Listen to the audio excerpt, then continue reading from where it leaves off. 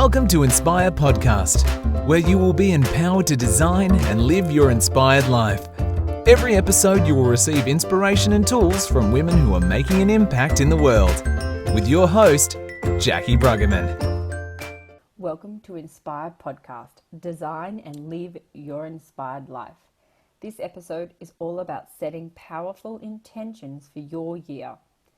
Our always gorgeous and ever inspiring guest is the queen of setting intentions. Kira Westwick is mum, MasterChef contestant, boss babe, influential leader, and most importantly, my friend, mentor, and guru. I was so blessed to meet Kira almost 4 years ago. Not only has her online health program seen me transform my own health, she has been such a powerful presence in my business and personal life over this time. I am so proud to have Kira share with you in this space. So Kira, just start off by sharing a little bit about, who you are and, what created the woman you are today, the powerhouse you are today. So I'd been a stay-at-home mum for 8 years, and that's all I ever really imagined for my future, I guess, was just being a mum. And it's something that is still really important to me today, and certainly, the greatest role that I've ever taken on. But 8 years on into that journey, I guess what I realized is I really did long for something more and to be more. And I think that deep down in our souls, we know that we're here to give more and be more. And so I wasn't experiencing all of the magic and joy that life had to offer, I guess. And I was just feeling a little bit lost.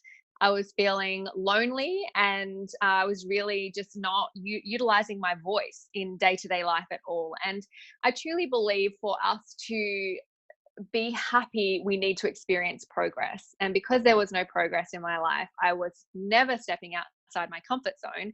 And because I was never stepping out of my comfort zone, I wasn't experiencing that growth that is so rewarding.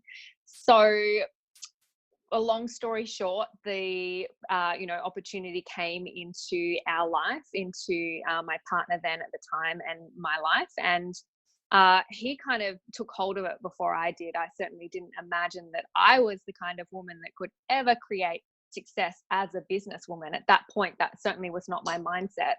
But I did have so much pain in my life around having a lack of financial independence, around having a lack of a purpose and a mission, and just that lack of time freedom as a family. We had so much financial strain, so much time pressure because of our traditional businesses.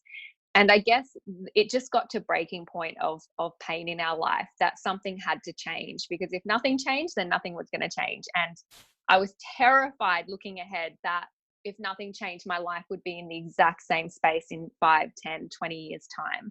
And that level of uncertainty, I knew I couldn't live with that. And so that pain gave me the push to say, you know what, enough is enough. I know that I'm worthy of more. I certainly know that I'm capable of more.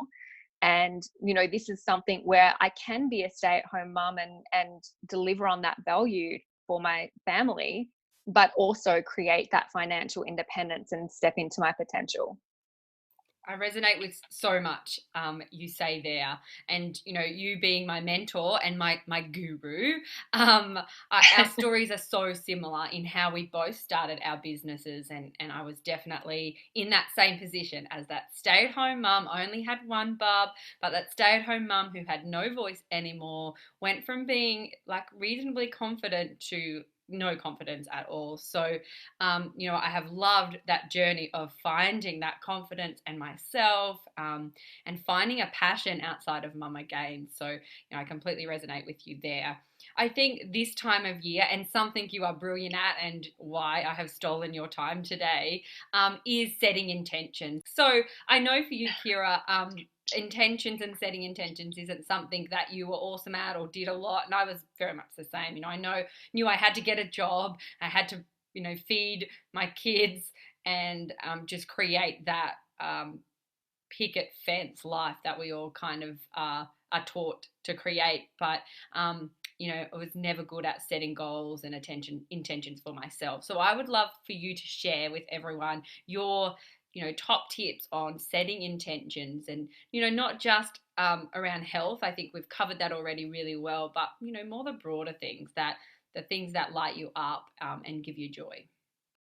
Absolutely. I think the first place to start, because you're absolutely right, I was totally that woman who come January 1st would kind of set the intentions for the year, but as I'm doing it, knowing that I probably won't even show up for myself. And it's amazing our ability to show up for so many people in our lives. And I think the biggest disgrace is when we let ourselves down, like before anybody else. And that was me for so many years. And when I decided, when I had my enough is enough moment, and I think that that is important for creating change and deciding to level up. You've got to know that enough is enough. You're worthy of more. You're capable of more, and just drawing a line in the sand and choosing to go for it and not looking back. So I think really just sitting down and defining, what is the cost to you if nothing changes? The cost to me, if nothing had have changed, would have been extreme financial pressure. We would still be under that. Certainly it would have impacted our relationship a lot sooner, the stress of that financial lack of financial security.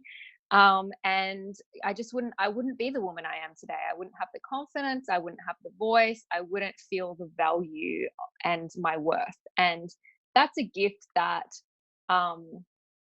money can't buy, and that I would exchange for all the money in the world, because with those gifts we can be and create whatever we choose to create. And so there's a high cost for not choosing something new, something different, something more for yourself this year, for settling. Like one of my favorite things to say is, yeah, you're fine being fine, but fine, you're worthy of extraordinary. Do you really want to be at the end of your life and be happy that you live just fine, everything's fine, it was a fine life? Or do you want to get to the end of the road and go, you know what, I squeezed the juice out of life and I experienced everything that life had to offer. And as a mother, I created the most amazing magic moments and experiences for my children because I had the time and financial resources to do so. And I impacted and contributed to the world. That's the mission that I'm excited about now that I'm not in survival mode financially. My vision is, how do I now impact the world and leave a legacy for my children and my children's children and the community. And for me, it was such a great cost if I didn't choose to do that. So I think, first of all, really reflecting on and because quite often we won't do it for ourselves, but we'll do it for those that we love. And so my children were such a big driver for me in the beginning of getting outside my comfort zone, because let's be honest, if you knew that you weren't going to be able to feed your kids today, what would you do? You would get outside your comfort zone. You would do anything. You would beg on the streets if you had to, right? You would get that far outside your comfort zone. So it's never a matter of can you, it's just a matter of will you. And so often we let all of these BS stories be our excuse rather than our reasons why. And for me, it just really helped me to, like, if I focused on my vision and the cost and the pain, if I didn't, that gave me the extra bit of courage that I needed when it was a challenge to step outside my comfort zone. Once you start stepping out your comfort zone on a daily basis, it just becomes a habit and you get excited about it and you're used to that, the energy that comes with that, and you're excited for the growth that that will occur. But it can be overwhelming in the beginning for sure. So you do have to have, I guess, a purpose that is pulling you towards success rather than needing motivation, because motivation requires willpower, and willpower comes in very short supply and it will run out and then your inspiration will die down. So it's certainly about having something that pulls you towards where you want to go.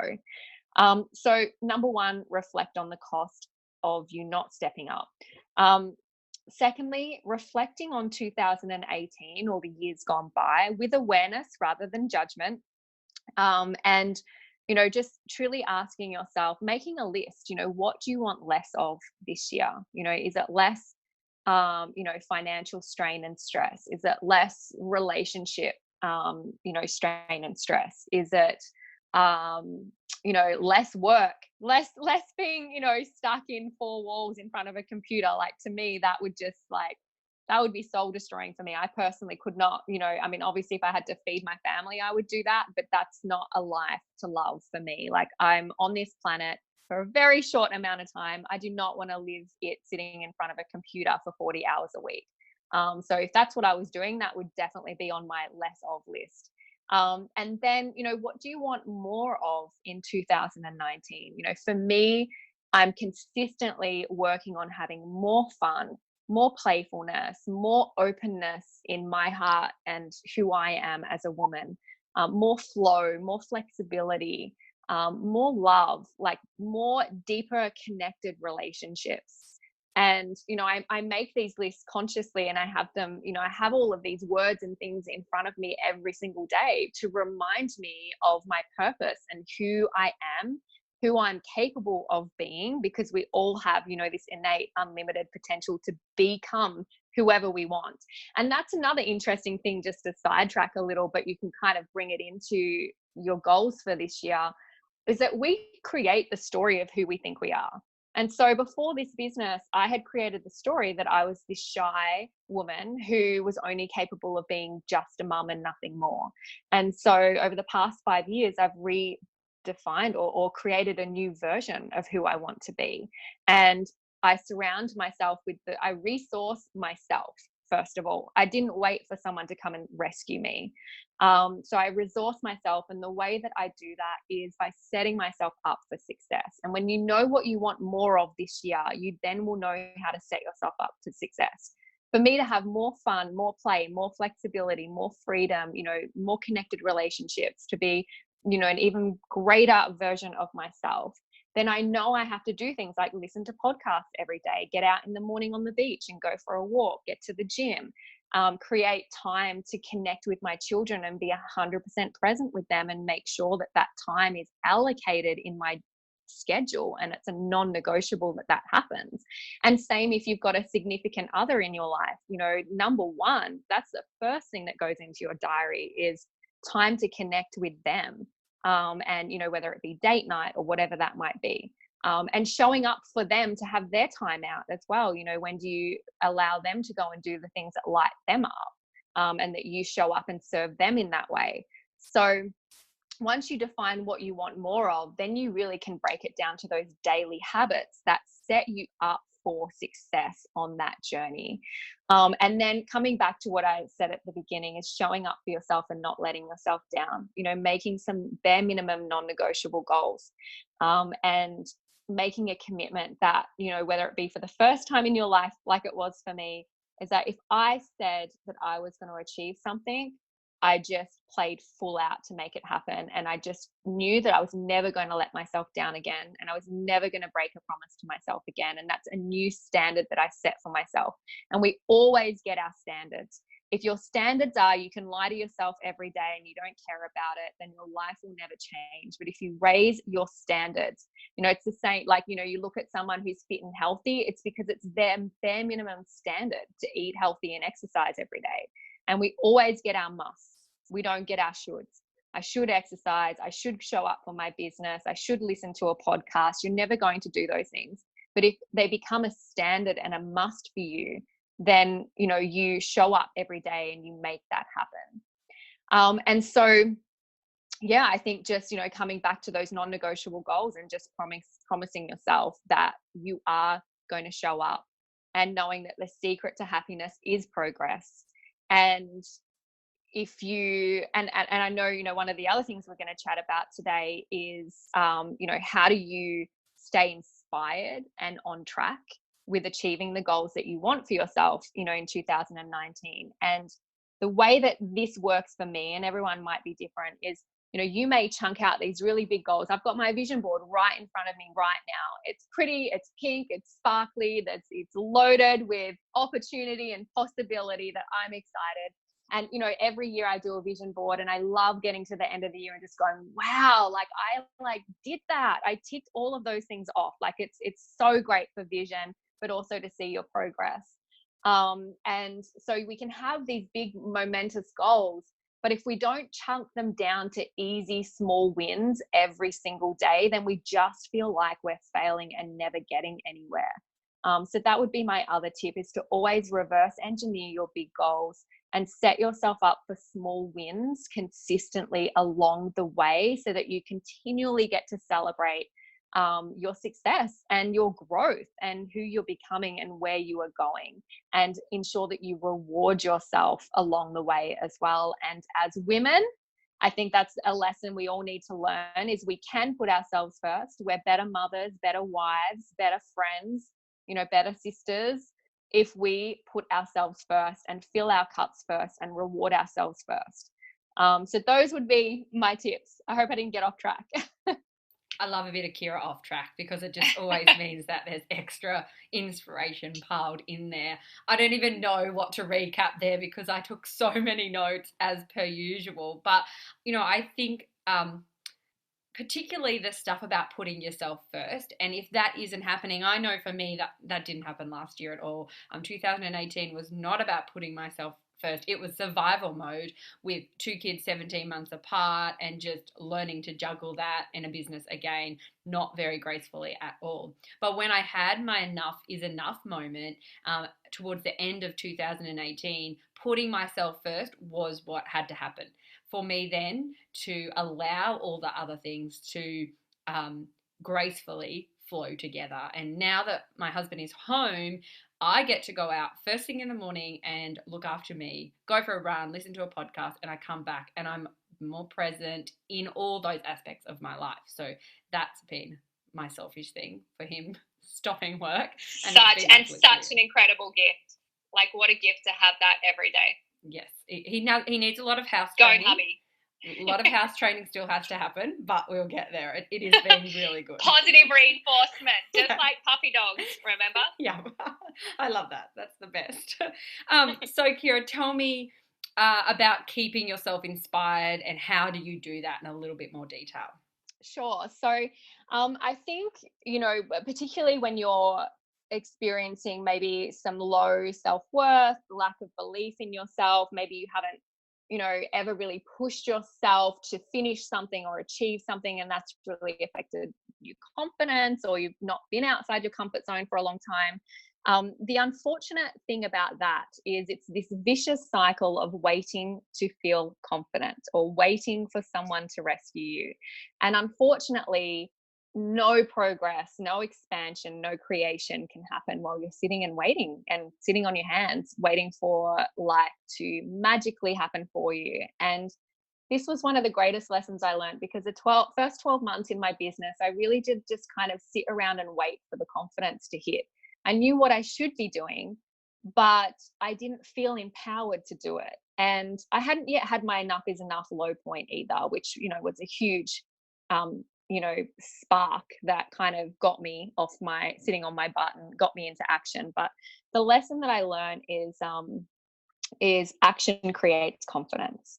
And if you're lacking belief, you have to take action for belief to grow. It will not happen the other way around. And at the end of the day, you've got to be real with yourself. Get real with yourself right now. Like, if you need to, slap yourself in the face in front of the mirror and just be like, you know what? The truth of who I am is I am an unlimited potential, human being. Like you have universal unlimited potential. There's abundance everywhere. Like, you're capable of anything. You have unlimited possibilities.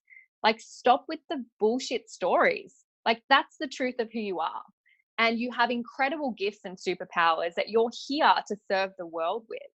And I think when you can get in touch with that, you will still feel the fear, absolutely, but freaking do it anyway. Like, what's the worst that could happen? And if you fail forward, right? Because that's how you learn. That's how you create success. The people who are successful have failed hundreds of times and fallen on their face consistently. I continue to fall on my face, but it excites me, because I know that's where the real growth occurs, and it makes me into an even better, stronger, more connected human being who is able to be, even more present with people and understand their fears and failures. So it's all perfect in the end. So you've got to just take the action. And that's where breaking it down to one achievable step at a time was really good for me. You know, like for me, having that greater vision was all well and good, but it was way too out of my realm of possibility. Like, you know, having these big income goals, and like if someone had told me 5 years ago that I would be earning on a month to month basis what I earn now, it just would not have been in my sphere of possibility. Like there's just no way. And I wouldn't have even taken a step, because I would have been scared. I would have been more scared of success actually than failure. And so it's understanding that we have to work within our means of our, you know, our belief and our glass ceilings, but be willing to continually push those boundaries and grow ourselves beyond those boundaries continually, so that we don't keep self-sabotaging ourselves. So for me, what that looked like was chunking down those goals that I wanted in my business to a month-to-month basis in, you know, really achievable goals. It was still outside my comfort zone, but it was in my realm of self-worth and my belief that I could do it. And I would, you know, hit that goal, and then that would expand my self-belief just that little bit more to raise the bar again. And then I would hit that bar, and then I would just expand it that little bit more. And I celebrated along every single step, you know, and rewarded myself every single step as well, so that it felt worthwhile. And I became very present to just being grateful for how many gifts were coming out of, you know, taking that action as well. So it was emotionally rewarding, it was financially rewarding, and most of all, it was who I was becoming. That was just the greatest reward of all. So did that answer? And actually, there's another thing I will share around that is, the more you can become mission driven and focused on serving, the more you will get out of your head and into your heart. And, you know, we share this with our team consistently. And I really watched this unfold in my own life, because I was such a woman that was so in my head about what will people think of me? I want people to make sure everyone else felt good, everyone else felt comfortable, that I didn't look silly, sound silly in any way, like just totally dulled my shine and my personality and who I am just to fit in and make everybody else feel good. And when I first started my business, it was, you know, it would have been easy for me to stay in my head thinking that. And, you know, we have a business that's all about serving and helping. And that truly is, like, that's my top 3 values. One of them is service. So, for me, when I'm in service mode, I just feel the energy drop into my heart space, and I forget about me. I don't even cross my own mind, right? It's like I'm present with this person and I'm serving and I'm helping them. And that's when, just, I don't know, it's hard to explain. It's like, that's when that energy flows. And at the end of the conversation, you're like, wow, what just happened? And that was magic. Like, it wasn't even me. I wasn't thinking about myself. It just kind of flowed. So the more you can have a compelling mission that is greater than yourself, a purpose that is greater than yourself, then you will get into your heart and you will stop freaking obsessing and suffering over yourself. Like that's actually like one of the biggest tips and lessons I've learned from all the personal development I've done, is that the more you focus on yourself, the more you will suffer in life. And the more that you connect with the many, the more you will be in a beautiful, open-hearted space. You'll have more belief, you'll have more inspiration for making an impact and getting up every day. And, you know, like, we have some really busy days, but the energy, like, you just get this injection of energy every day. Like, I feel like I've just been floating around since the year started, just so excited, just so on purpose and so mission driven. And it's like, I haven't felt such energy and passion, you know, in such a long time, since really redefining what my mission is. And that's another thing, you know, my mission is like, it was always compelling, but I kind of plateaued with it. I reached, you know, kind of a peak of that. And it probably took me 12 months to realize that I hadn't really, you know, like, sat down and redefined it for myself enough. And since doing that, I just feel like I'm on fire. And that would be my other tip, is to make sure that you spend time really knowing what that is, nutting it out and reading it every single day. There's a saying that apparently millionaires read their mission statement every day and billionaires read it 5 to 10 times a day. So, you know, like, not saying that I need to be a billionaire, but hey, if I was one, imagine the impact I could make in the world. Imagine the giving that I could do. So who am I to say that I, shouldn't be one or couldn't be one? Because I could make much more of an impact if I was. So yeah, have something that's compelling enough to pull you out of bed every day and pull you into action despite the fear that you're feeling, and you just freaking do it anyway. I love that. And if you do need to refresh your vision, head back to episode number 2, and our gorgeous Sal Bradford has walked you through the steps to create your compelling vision as well. So, Kira, have you got any other last sort of juicy tips for having a beautiful year and living in that beautiful state? I think just starting your day every day, reminding yourself of the truth of who you are is really important. I have, some standard things that I tell myself every day, one of them being, and you're welcome to steal this if it resonates with you. But, part of my mission statement is reminding myself the truth of who I am. And, I'm a high value woman. I'm strong yet graceful, standing in my greatness, yet humble, connected, and kind. And they're the values that I live by every day. And it reminds me, because we all have those personalities within us, and we choose which ones we bring out more into the world. And sometimes we need a reminder, especially as mums, we're juggling so much. We have the stress of, getting kids off to school and, juggling a million things and getting dinner on the table and keep, just being super mums, basically doing everything. And so if we don't create those moments of mindfulness to connect in with ourselves, to ask ourselves what's working, what's not working. If you want to live with joy, if you want to live with freedom and flexibility in your spirit, then you have to show up and create that and have mindfulness around that. So, ask yourself, when did you decide to limit yourself in life? And is this the moment that you're going to level up and let that BS story go and remind yourself that you are a high value woman? You're worthy of a high value experience while you're here. And are you ready to expand who you are, not change who you are, just expand into your greatness? That is just beautiful. And I think what we have to do is stop looking for our enough is enough moment. Stop waiting for it to drop in our lap or for the truck to hit us, and just decide that this is it. Right now, enough is enough. And I'm obsessed with Tony Robbins and Russell Brand. I think he's the UK comedian actor dude. And they have an awesome podcast that Tony Robbins did with Russell Brand about addiction. But I just feel it can resonate with every single person. And it's his book is about the 12 steps, but it's about rediscovering who you were intended to be. So it's like the plant that's, planted and it's meant to grow into a tree, but if it has terrible conditions and environment and all these sort of things, it's not going to become that beautiful plant. It's exactly the same for us. So we just have to let go of all that, stop looking for the moment, and just decide that we will be the person we were intended to be. So thank you for sharing that with us. Love that. Your favorite quote. You always have such beautiful quotes, but let's hear your favorite one for now.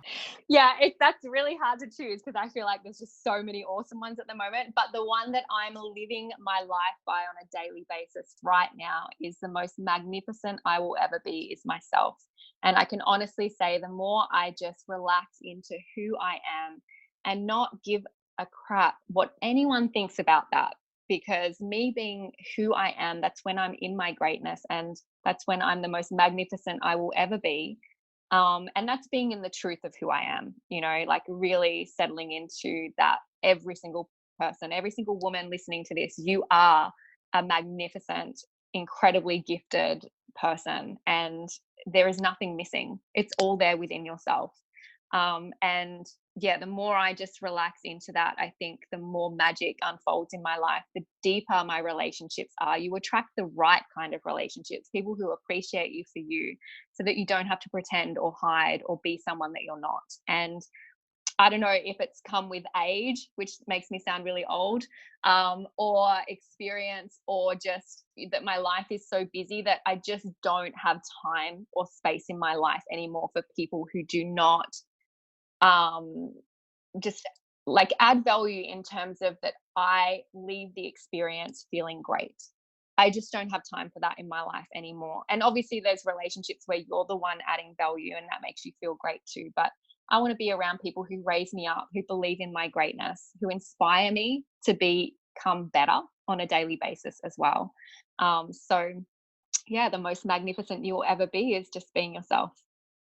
I love that. Actually, was listening to your live the other day and stole that. I think it's just beautiful. And we so often, I know I've done this, and I can't remember what I was listening to of yours at the end of last year, and it had me in tears because you said you have dulled your shine, for those people that you're around, you never were yourself. And I just felt like that was me for so many years, in my teenage years, early adult years, and even as recent as last year, again got into that trap of, maybe if I outshine XYZ, then they won't want me in their lives. And well, that's just completely irrelevant, and it's none of my business what people think of me.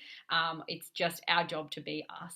And the truth is, a high value person in your life you will actually inspire them into their greatness by being great. If they're a neg ferret, and like there was a great quote I posted today, I have to try and remember it now that I've said that, but the only people who are going to criticize you are the people that are doing less than you. So do you really value that person's opinion? Like really, those, like the people who are worthy of being in your life will be inspired by your shine, and you will then give them permission to do so. So stop dulling your shine to fit into places that you've outgrown, because that is not a life of freedom and joy. Hallelujah, sister. I love it. Kira, thank you isn't enough for anything, for being on this. I do thank you from the bottom of my heart. My gratitude for you and everything you do for me and my family, and just inspiring me to be a better woman every day is endless. So you're going to make me cry right back at you. Thank you so much, Kira. Thank you guys for listening. If you have any questions, if you want to share your intentions with Kira or I will link our socials in the show notes so you can, share your intentions with us, because we would love to hear from you. Have an amazing day.